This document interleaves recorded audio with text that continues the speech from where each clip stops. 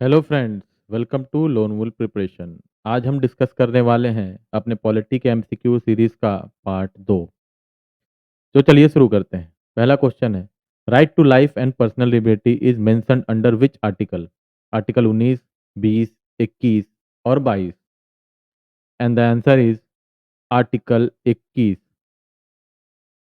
दूसरा question, which fundamental right is available only to the citizens of India, not to the foreigners?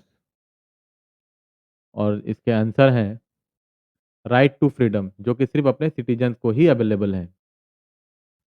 Right against exploitation include prohibition of child labour under which article? 23, 24, 29 या 25? Answer है इसका article 24। Who is considered the protector of the fundamental rights? Prime minister, president, supreme court या फिर president? तो इसका answer है supreme court. Supreme court ही हमारे फंडामेंटल राइट का प्रोटेक्टर है। Right to constitutional remedies is given under which article? Article 29, 30, 32 या 33? सही जवाब है आर्टिकल 32, जिसे heart and soul of the constitution भी कहते हैं। Which article prohibits discrimination on the ground of religion, race, caste, sex और प्लेस ऑफ बर्थ? आर्टिकल 14, 15, 16 या 17? आर्टिकल 15, जिस पर एक बहुत अच्छी मूवी भी आई है, आपको वो देखनी चाहिए। Reservation in jobs and educational institute for SC, STs and OBC is provided under which article? 16, 15, 17 या 18? आंसर है इसका 16 का 4। Right to education is provided under which article? Article 19, article 21, 21 का ए या 22?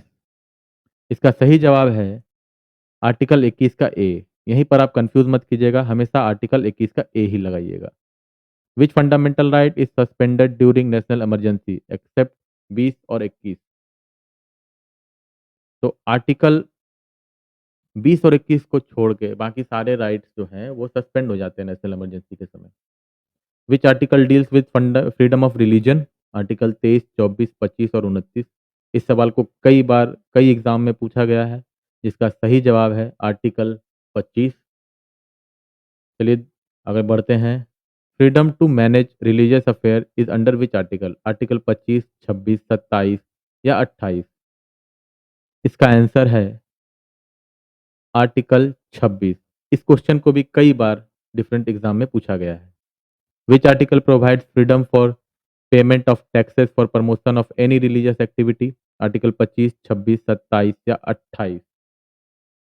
इसका आंसर है आर्टिकल 27। तो हमने 25, 26 और 27 आर्टिकल याद कर लिया। विच article deals with the right of education in minority institutions?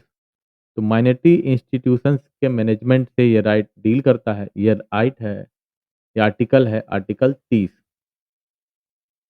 आगे बढ़ते हैं। Which fundamental right was deleted by the 44th constitutional amendment? Right to equality, right to property, right to freedom या right to religion?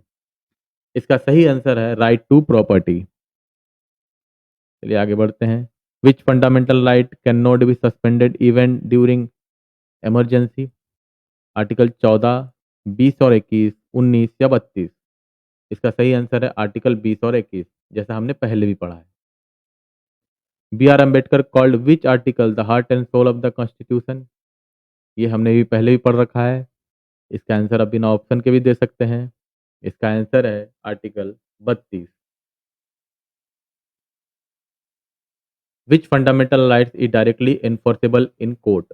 DPSP, fundamental right, fundamental duties, none of this? DPSP और fundamental duties enforceable नहीं है।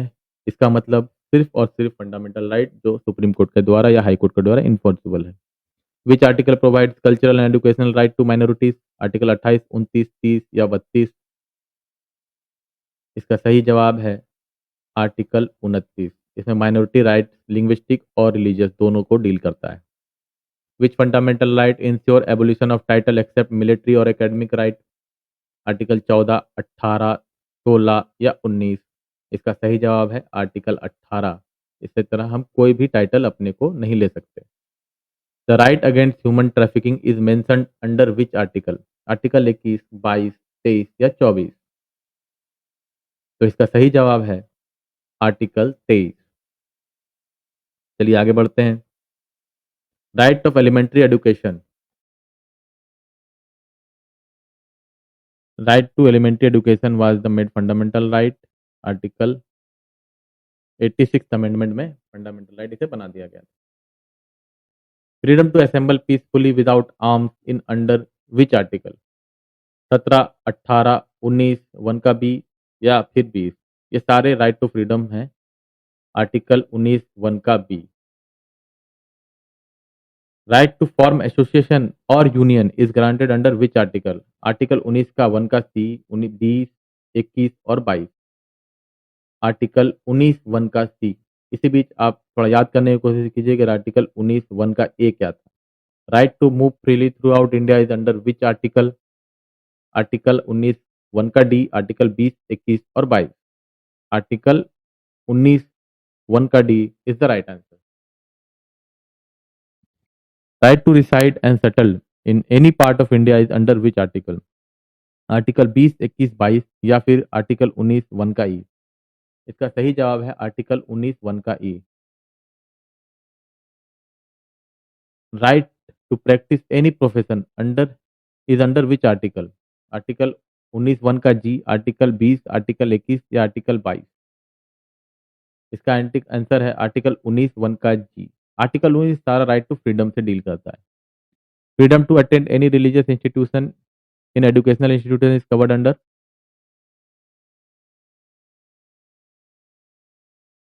Article 28।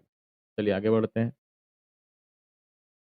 Which article deals with the preventive detention? Preventive detention क्या होता है? इसमें कि हम किसी को किसी क्राइम को करने से पहले बचाने के लिए उसे पहले ही जेल में डाल देते हैं। इसका आंसर है आर्टिकल 22।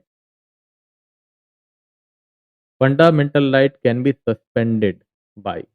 फंडामेंटल राइट को आमतौर पर सस्पेंड नहीं किया जाता, लेकिन इमरजेंसी केस में इसे सस्पेंड करते हैं, जिसका राइट सिर्फ और सिर्फ हमारे प्रेसिडेंट के पास है। तो इसका सही जवाब है president. Right to equality is covered under which article?